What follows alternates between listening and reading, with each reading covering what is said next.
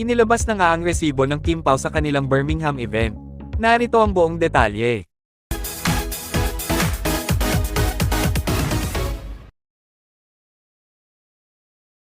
Sa dinami-dami nga daw ng nagmamahal sa Kim Pao, ay talaga nga namang hindi pa din nga daw maiiwasan ang mga bumabatiko sa kanilang dalawa.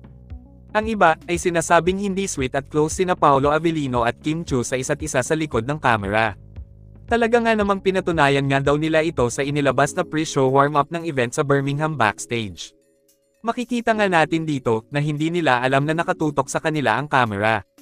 Pero gayon pa man, ay ang pagiging close nila sa isa't isa ay makikita mo talaga.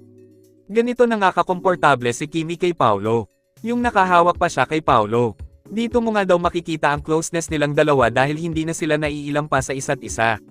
Sobrang dami talagang pinapakilig ng Kim Pao dahil kakaiba talaga ang kanilang chemistry at talaga nga namang madami ang nagmamahal at sumusuporta sa kanilang dalawa.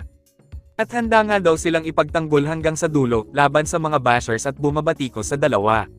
Dahil hindi nga daw nila deserve na mahusgahan at batikusin dahil sobrang bubuti nga naman talaga ng puso nilang dalawa. Kayo, anong masasabi nyo tungkol dito? Just comment down below.